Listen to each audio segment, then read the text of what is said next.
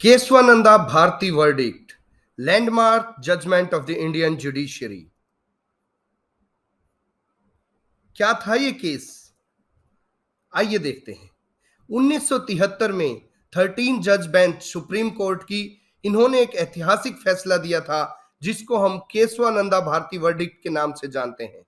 जिस फैसले ने basic structure of the constitution को इंट्रोड्यूस किया था कि भारत संविधान के मूल ढांचे के साथ कोई छेड़छाड़ नहीं हो सकती। आइए देखते हैं इसका बैकग्राउंड, इसका कंटेक्स्ट। कौन थे केशवानंदा भारती? इस वर्डिक्ट का नाम उनके नाम के पीछे क्यों पड़ा? क्या इरेलीवेंस थी, क्या सिग्निफिकेंस थी इस जजमेंट की? केशवानंदा भारती का जन्म 9 दिसंबर 1940 को हुआ और उनकी मृत्यु 6 सितंबर 2020 को हुई।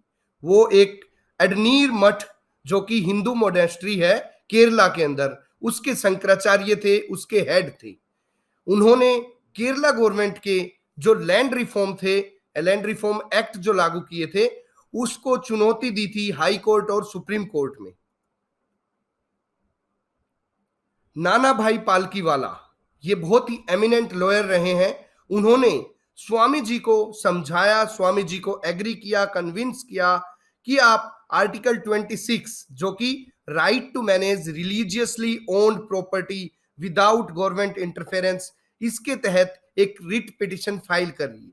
मार्च 1970 में केशवानंदा भारती ने सुप्रीम कोर्ट के अंदर अपने फंडामेंटल राइट्स को लेके, मूल अधिकारों को लेके, article 14 that is the right to equality, article 19(1)(f) the freedom to acquire property, article 25 the right to practice and propagate religion, article 26 the right to manage religious affairs, and finally article 31 that is right to compulsory acquisition of property। इन सब fundamental rights के तहत supreme court के अंदर चुनौती दी केरला सरकार के acts को। The hearing consumed 5 months, 5 महीने तक हियरिंग चली, और जिन्होंने भारत के डेमोक्रेटिक प्रोसेस के ऊपर बहुत बड़ा प्रभाव डाला। तो 700 पेज के अंदर ये जजमेंट आया। ये थी सुप्रीम कोर्ट की बेंच। कुछ अगेंस्ट थे, कुछ फेवर में थे, और जो टाई ब्रेकर थे जस्टिस HR खन्ना। 6-6 की वोटिंग हो चुकी थी, सब बराबर था। HR खन्ना ने इसके फेवर में वोट करके इसको 7/6 की मेजोरिटी से ये जजमेंट पास हुआ। आइए देखते हैं क्या था judgement.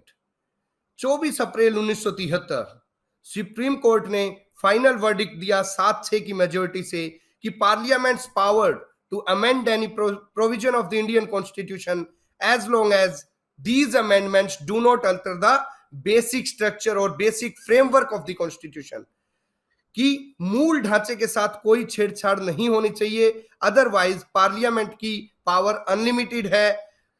Therefore certain fundamental features of the constitution including the supremacy of constitution, law making bodies, separation of powers, independence of judiciary etcetera were part of the basic structure which could not be amended by the parliament. कुछ मुख्य बिंदु थे इस judgement के, आइए देखते हैं क्या थे। Preamble is a part of constitution. Preamble संविधान का एक इंपॉर्टेंट पार्ट है, but it is neither a source of power nor a source of limitation. It has a significant role to play in the interpretation of statutes, laws. प्रियम्बल के आधार पर हम वो स्टैट्यूट्स, वो लॉ, वो कानून जिनको हम इंटरप्रेट नहीं कर पाते हैं, प्रियम्बल को देख के हम उनकी करेक्ट इंटरप्रिटेशन तक जा सकते हैं। Parliament can amend any provision of the Constitution of India. However, it cannot alter the basic feature of the Constitution. Parliament संविधान के किसी भी अंग को संशोधित कर सकती है, लेकिन ये मूल ढांचे के साथ छेड़छाड़ नहीं कर सकती। इस जजमेंट का क्या इंपैक्ट रहा? It overruled the Golaknath case judgment with regard to power to amend the Constitution.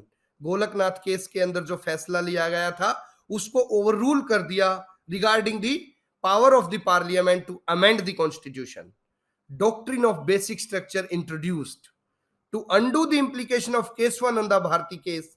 Government enacted the 42nd Constitutional Amendment Act 1976, giving unlimited power to the Parliament to amend the Constitution, and also provided that validity of no constitutional amendment shall be called in question in any court or on any ground.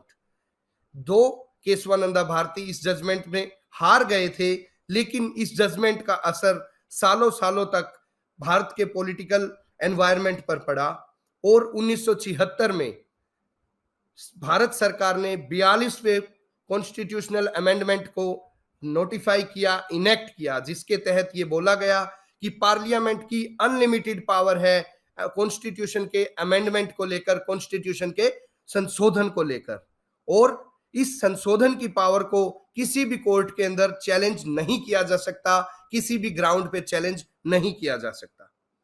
1995 में LIC of India case आया। In 1995 case of Union Government versus LIC of India, the Supreme Court once again held that preamble is an integral part of the Constitution, but is not directly enforceable in a court of justice. Supreme court ने एक बार फिर से बताया कि जो preamble है वो एक मूलभूत पार्ट है संविधान का, लेकिन ये डायरेक्टली एनफोर्सेबल नहीं है। अंडर रिट पिटिशंस हम इसके प्रोविजंस को एनफोर्स नहीं कर सकते।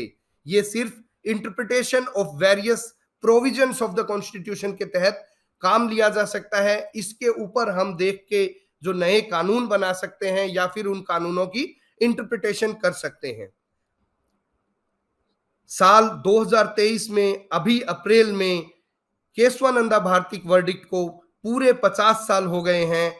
केशवानंदा भारती वर्डिक्ट भारत के उन वर्डिक्ट्स में से, उन लैंडमार्क जजमेंट में से एक है जिन्होंने भारत की पॉलिटिकल व्यवस्था और जुडिशियल व्यवस्था को प्रभावित किया था। धन्यवाद।